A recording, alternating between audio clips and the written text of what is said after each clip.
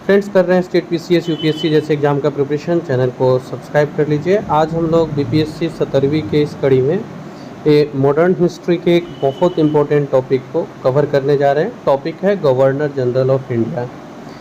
कम समय में अधिक से अधिक टॉपिक कवर करना हमारा प्रयास होता है। जटिल विषयों को समझने का, समझाने का प्रयास रहता है और एमसीक्यू या फिर फैक्ट्स के रूप में आपको अधिक से अधिक तथ्य कम समय में अवेलेबल कराना उद्देश्य होता है। एक रिक्वेस्ट थी कि जो क्वेश्चंस हम लोग लेकर के आ रहे हैं उसमें इंग्लिश वर्जन को भी शामिल किया जाए ताकि इंग्लिश मीडियम वाले भी स्टूडेंट के लिए फ़ायदामंद हो, तो मैंने ये एक प्रयास किया है। स्टार्ट करते हैं हम लोग। बहुत इंपॉर्टेंट टॉपिक है governor general. So question number 1, in which year the office of governor general was created during British India. British Bharat के समय गवर्नर जनरल का जो पद है वो कब सृजित किया गया? ऑप्शन है 1773, 1757, 1890, 1793। सही उत्तर हो जाएगा 1773 में पहली बार गवर्नर जनरल का पद जो है वो सृजित किया गया। ठीक है। और रेगुलेटिंग एक्ट आया था 1773 में, इसमें आपको गवर्नर जनरल के पोस्ट को लाया गया। इसके पहले केवल गवर्नर होते थे और गवर्नर जनरल जब पूछेगा 1773 में आए। और सबसे पहले जो गवर्नर जनरल आए थे हमारे यहाँ वो थे वारेन हेस्टिंग्स, बंगाल के गवर्नर जनरल थे। कोई भी सपना साकार करने के लिए सबसे जरूरी है सही कोच का होना। दे अपने बच्चे को सही कोचिंग का वरदान अचीवमेंट जोन के साथ और करे उसके बीपीएससी, यूपीएससी, एसएस6, सीटीएटी का सपना साकार। Download the app now. Question number 2, who was the first Governor General of Bengal? The answer is Lord Warren Hastings. Warren Hastings Bengal के पहले गवर्नर जनरल हैं। इस समय आपको 4 पोस्ट देखने को मिलेगा। एक तो G of Bengal means governor of Bengal, GG of Bengal means governor general of Bengal, GG of India governor general of India, and then last one is viceroy. तो हमारे जो गवर्नर ऑफ बंगाल है वो रॉबर्ट क्लाइव होते हैं पहले। इसके बाद में governor general of Bengal Warren Hastings होते हैं। इनसे जुड़ा कुछ फैक्ट्स देख लेते हैं हम लोग। लॉर्ड रॉबर्ट क्लाइव जो है ये मद्रास आते हैं, चेन्नई जो अभी का है, 1743 में at the age of 18 and he was appointed governor of Bengal in 1764।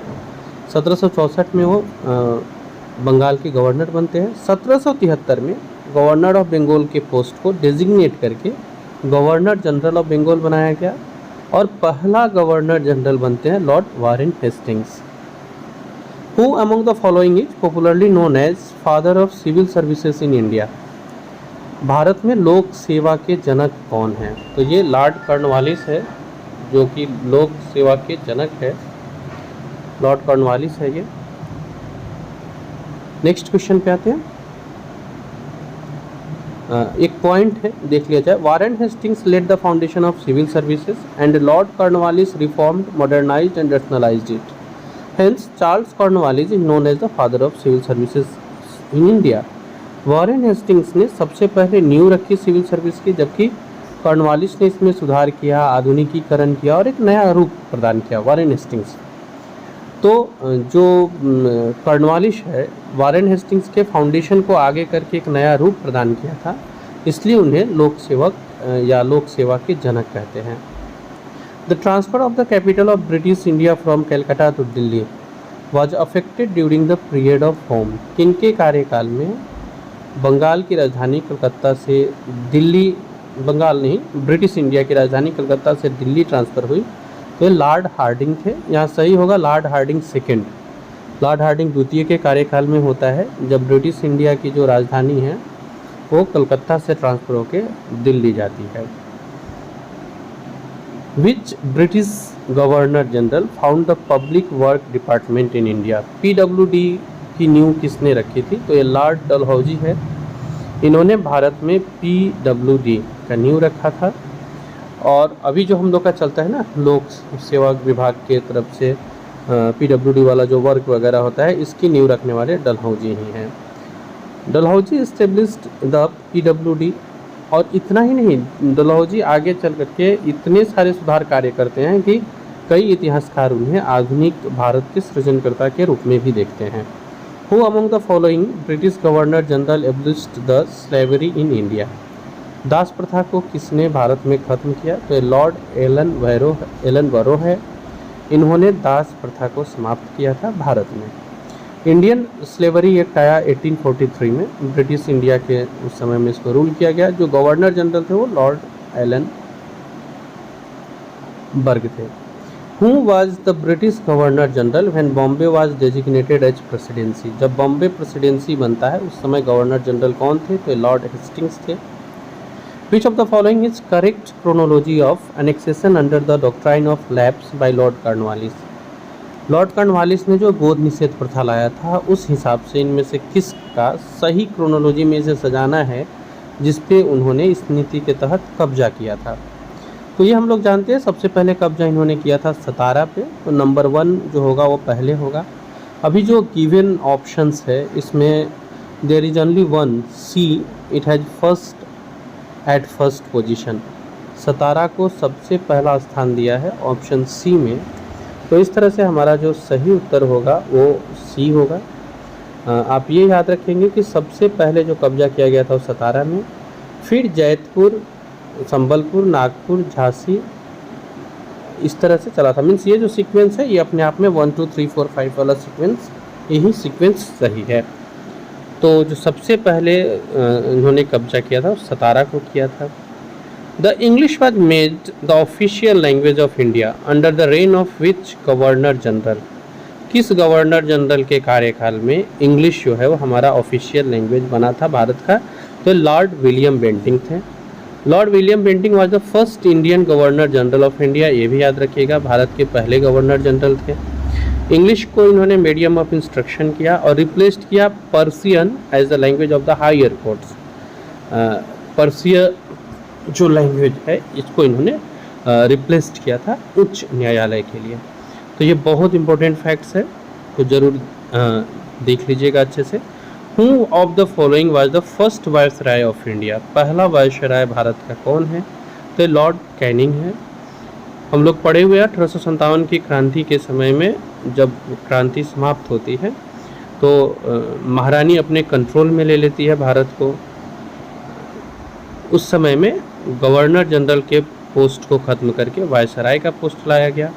और आप ये जानते हैं, हम लोग जानते हैं उस समय जो भारत में थे एज अ गवर्नर जनरल वो लॉर्ड कैनिंग थे और यही फिर बाद में वायसराय बन गए।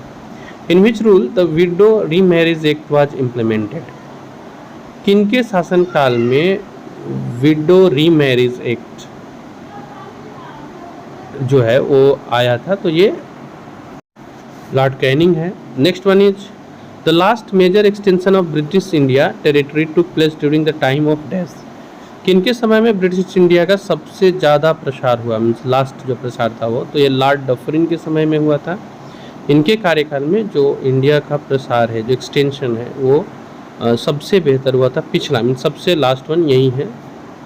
The first railway in India was laid down during the time period of? किनके कार्यकाल में पहली बार रेलवे को भारत में लाया गया? तो ये लॉर्ड डलहौजी है।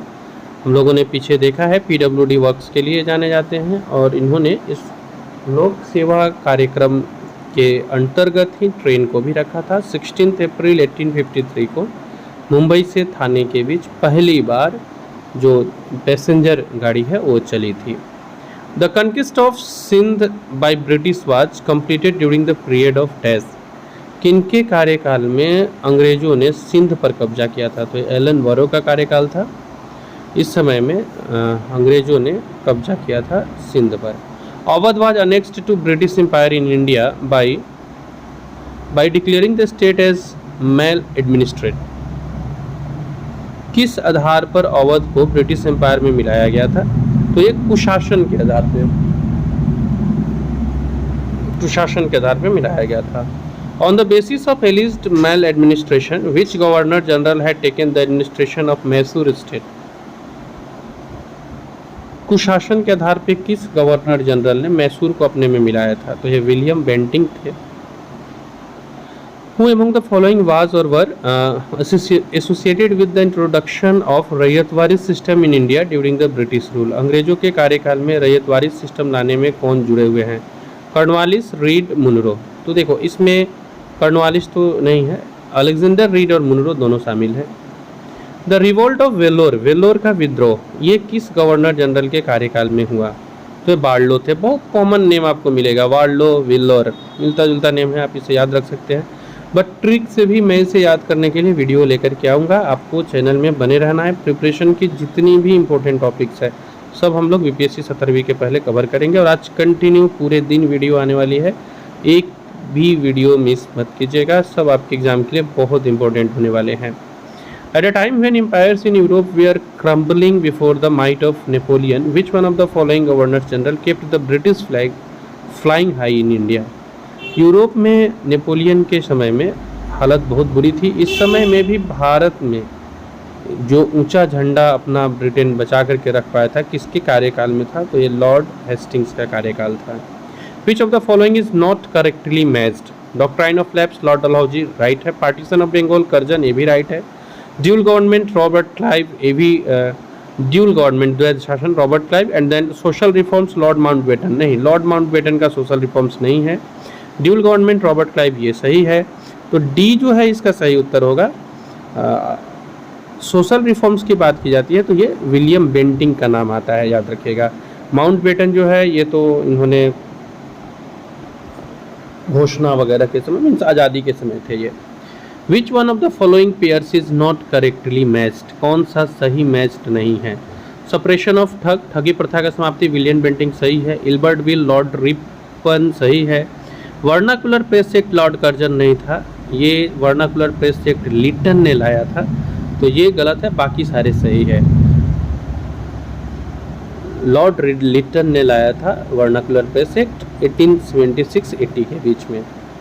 आप इन सारे प्रश्नों को अगर पहले से जानते हैं, एट द एंड आप कमेंट बॉक्स में अपना स्कोर जरूर बताइएगा। Who among the following was the only Jewish viceroy of India? एकमात्र यहूदी वायसराय, ये लॉर्ड रीडिंग है, जो कि जेविश वायसराय है, English viceroy.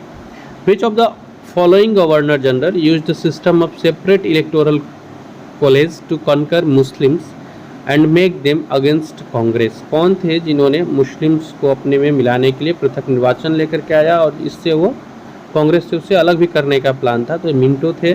Muslims if content and satisfied would become the greatest bulwark of British India, ये किनका था स्टेटमेंट? तो ये हंटर का स्टेटमेंट है, सर विलियम विल्सन हंटर, इन्होंने ये स्टेटमेंट दिया था। Who established imperial cadet corps, किसने लेकर के आया था? तो लॉर्ड कर्जन थे। ICC इसका शॉर्ट फॉर्म होता है, लेकर के आने वाले लॉर्ड कर्जन है। इंपॉर्टेंट पॉइंट है, अगर नहीं जानते हैं नोट आउट कर लीजिएगा इसे। Next, who amongst the following is considered to be the father of local self government in India? It is lord Ripon. Ripon को स्थानीय स्वशासन का जनक, फादर कहा जाता है भारत में, Lord Ripon. Next, which one of the following pairs of governor general and event is properly matched? कौन कौन सा प्रॉपर्ली मैच्ड है? तो लॉर्ड कॉर्नवालिस, रेगुलेटिंग एक्ट नहीं। लॉर्ड वेलेजली, परमानेंट सेटलमेंट नहीं। इसमें लॉर्ड एलनबरो, इनका जो था वो प्रॉपर्ली मैच था। Who is called the father of Indian archaeology? It is Alexander Cunningham. Alexander Cunningham को भारतीय पुरातत्व का जनक कहा जाता है। Who The next one is which of the following pairs is not correctly matched? Hector Munro, Battle of Buxar, Lord Hastings, Anglo-Nepal War, Lord Wellesley, 4th Anglo-Mysore, Lord Cornwallis, 3rd Anglo-Maratha War। तो इसमें कौन सा सही matched नहीं है? तो जो Lord Cornwallis है, इनके समय में 3rd एंग्लो-मराठा वार नहीं हुआ था, ये रॉन्ग है। During the tenure of which Governor General was the Ancient Monuments Preservation Act passed? It is Lord Curzon, 1904। प्राचीन स्मारकों का संरक्षण अधिनियम 1904, लॉर्ड कर्जन के समय आया। यहाँ एक स्टेटमेंट है, in my belief Congress is to tottering to its fall, लड़खाते हुए कांग्रेस गिर रही है और मैं उसके पतन को देखना चाहता हूँ। किसका स्टेटमेंट है? तो ये लॉर्ड कर्जन का है। ठीक है, ये इन्होंने इंडियन नेशनल कांग्रेस के बारे में कहा था। Who compared Curzon's administration in India to that of Aurangzeb. तो गोखले जो है इन्होंने कर्जन के शासन को औरंगजेब के शासन से तुलना की थी। गोपाल कृष्ण गोखले हैं ये। Whom among the following governor generals ridiculed Congress as representing only a microscopic minority of people? Lord Dufferin. इन्होंने कहा था कि ये जो कांग्रेस है ये संभ्रांत लोगों की पार्टी है, कुछ छोटे लोग सीमित लोग हैं और ये उन सीमित लोगों की ही पार्टी है। ये डफरिन का स्टेटमेंट है। Lord Curzon appointed the university commission including 2 Indian members.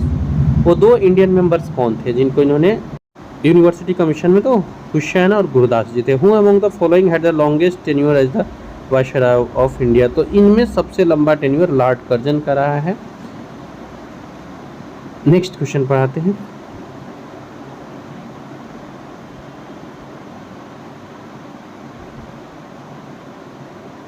The governor general who followed a spirited forward policy towards Afghanistan. Lord Lytton. Lytton जो थे इनका अग्रगामी नीति रहा अफगानिस्तान के खिलाफ। Which one of the following viceroy of India was murdered by a convict in Andaman and Nicobar island where was while he was on tour. घूमने गए थे अंडमान निकोबार में और वहाँ इनकी हत्या कर दी गई थी। कौन वायसराय है वे? तो ये लॉर्ड मेयो है। यहाँ एक कन्विक्टेड थे, उन्होंने इनकी चाकू मारकर हत्या कर दी थी। वो पठानी थे, इन्होंने लॉर्ड मेयो की हत्या की थी। विच of the following princely state was not annexed by the British. इसमें ग्वालियर जो है इस पे ब्रिटिश का कब्जा नहीं रहा था। Andrew Ramsay was the real name of which governor general. Lord Dalhousie का जो वास्तविक नाम है वो एंड्रयू रैमशे है। रैमजे सही प्रोनाउंसिएशन होगा। Under whose leadership was the suppression of thugs achieved. ठग प्रथा को जो दबाया गया वो विलियम स्लीमैन ने किया था। कॉलोनियल सर विलियम स्लीमैन ने किया था और इस समय वायसराय थे आपको William Bentinck. Who had merged Sikkim in India. Sikkim को इंडिया में मिलाने वाले लॉर्ड डलहौजी हैं। The right to adopt heir in place of own son was established by. तो राइट टू अडॉप्ट हेयर, अच्छा ये प्रथा लेकर के इस प्रथा का क्या नाम है? द क्वींस अनाउंसमेंट ऑफ 1858 इसके तहत आया था। At the time of establishment of Asiatic society in Calcutta who was the governor general of Bengal. Warren Hastings हैं। इम्पीचमेंट किन के ऊपर लगा था? महाअभियोग किस गवर्नर जनरल के ऊपर लगा था? तो ये वारेन हेस्टिंग्स है, इनके ऊपर महाअभियोग लगा था। 1772 से 85 तक ये रहे हैं यहाँ और इनके ऊपर महाअभियोग लगा था, हालांकि इससे वो बरी हो गए थे। The tomb of Lord Cornwallis is situated at which place. Ghazipur में है। लॉर्ड कॉर्नवालिस का मकबरा कहाँ है? तो उत्तर प्रदेश गाजीपुर में है। At the time which viceroy we have seen CR formula 1944।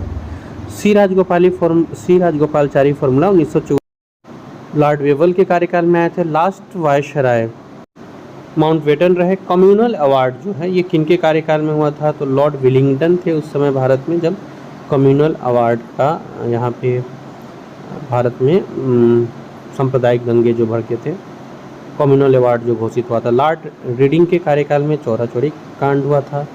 Launch of civil disobedience movement and Dandi march launch during the tenure of which viceroy. It is lord Irwin. Lord Irwin के ही कार्यकाल में हुआ था दांडी मार्च, नमक satyagraha. Swaraj party was formed during the tenure of which viceroy. किस viceroy के कार्यकाल में स्वराज पार्टी का गठन हुआ? तो ये लॉर्ड रीडिंग का कार्यकाल था। First British officer called रैंड्स was killed during the tenure of which viceroy? Lord Elgin. To Pune Pact was signed during the tenure of which viceroy? It is Lord Wellington. Raleigh Commission was formed during the tenure of which viceroy? It is Lord Curzon. Lord Curzon के समय Raleigh commission का गठन हुआ था। Who was the most loved governor general in India? जिनको सबसे ज़्यादा प्यार मिला ये कौन थे गवर्नर जनरल भारत के? तो लॉर्ड रिपन रहे हैं। लॉर्ड रिपन को स्थानीय स्वशासन का जनक कहा गया था। इन्हें उद्धारक की संज्ञा भी दी गई थी। ये जो पंचायत है, म्यूनसिपल बोर्ड है, ये सब लाने वाले यही थे। और पंजाब यूनिवर्सिटी की स्थापना, इलाहाबाद यूनिवर्सिटी, ये सब रिपन के कार्यकाल में था। Indian Council Act 1892 was introduced during whom tenure? Indian council act 1892 किनके कार्यकाल में आया था? भारतीय परिषद अधिनियम 1892। तो इस समय लॉर्ड लैंसडाउन थे। Hindu Mahasabha was established by Madan Mohan Malviya during whom tenure, किनके कार्यकाल में हिंदू महासभा का गठन हुआ? तो हार्डिंग द्वितीय थे। Who was the first and last Indian governor of free India? स्वतंत्र भारत के पहले और अंतिम गवर्नर ये चक्रवर्ती राजगोपालाचारी हैं।